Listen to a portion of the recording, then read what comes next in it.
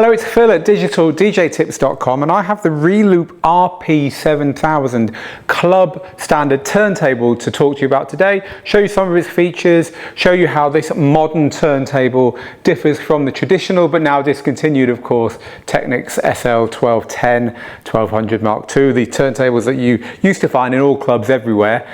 Nowadays, of course, most clubs don't even have turntables, but as we've seen recently, the whole vinyl turntable thing is not going away.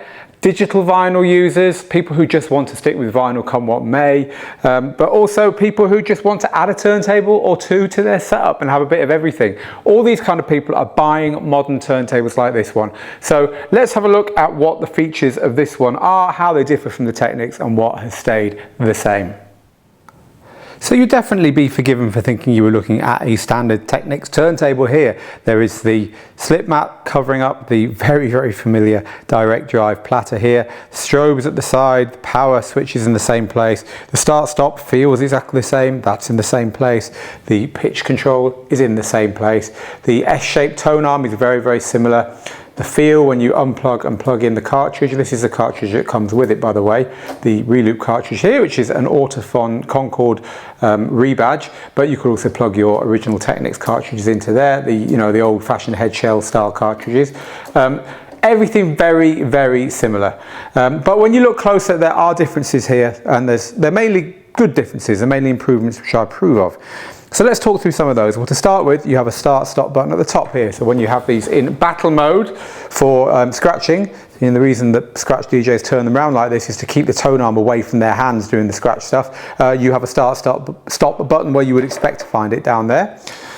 That replaces actually the original little round removable center spindle holder to play kind of 7-inch jukebox tunes on, which clearly you're not going to want to use as a club DJ. So that's good. There's a reverse button here. On the original Technics, when you pressed 33 and 45 together, it played at 78, exactly the same on this one, but it's now got 78 written there, so that's no longer a Easter egg, it's clear for all to see. Talking about this power button, I like the way that they've put this lip around it to raise it up so you can't accidentally knock it to switch it off. It was always a bugbear on the original Technics, that one.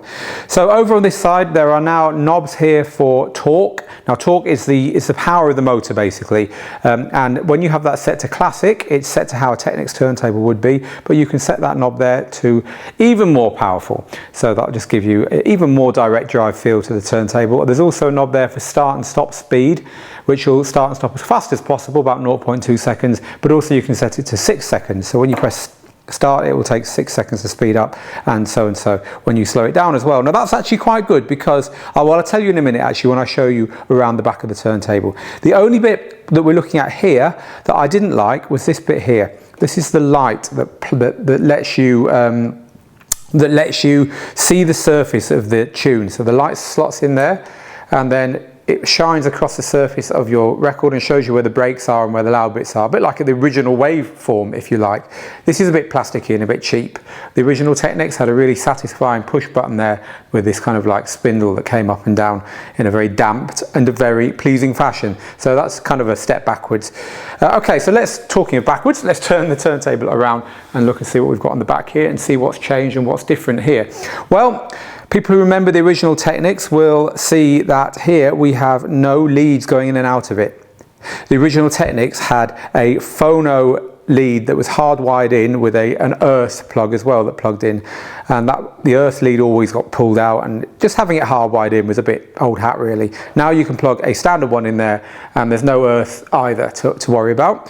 There's also a phono line switch there, so that means this has got a line amplifier built in. So if you want to plug this into a mixer that hasn't got a phono stage to amplify the minuscule current coming from the cartridge on the front, you can do so. However, it does mean if you're doing the standard DJ stop the night by turning the power off here, if you're set to the powered line input there, it's also going to cut the music dead. See, what DJs quite often do at the end of the night, flick the power to off and the motor slowly slows down and the music goes over like 5 or 10 seconds. It's a classic way of ending the night, and that used to work because this didn't rely on the current from the cartridge, didn't rely on any external power at all. It was just a little magnet in the cartridge that created the minuscule signal. As I say, you're working online there, so you can use it with a mixer that doesn't have a phono input, ain't going to work. And the AC input here, again, it's a figure of 8 standard AC plug there, and that is a lot better than having a hard-wired mains input at the back of the unit. So there you have it. This is designed as a direct replacement for those sturdy old Technics turntables that you used to find and still do find in some clubs. Hasn't got any of the kind of modern electronic additions like MIDI control buttons and all that kind of thing that you find on other turntables, indeed on the Reloop RP-7000 for instance, but it has got more of the new, quite useful features that these kind of turntables have started to introduce, that some, even like the Pioneer new turntable, the new Pioneer kind of Technics copy, haven't got on them. Apart from the fact it doesn't come with a lid, and that little light at the bottom is a little bit cheap looking. Apart from those two little qualms, I'd say this is one of these is going to last you just as long as an original Technics would have done, and they're just as much fun to play on. There's no real quality difference at all, and indeed the torque of the motor is even stronger with an adjuster, so you can set it back to how Technics used to feel as well, if that's how you want to play it. So the Reloop RP-7000, really like this turntable. The full review of this is over on digitaldjtips.com.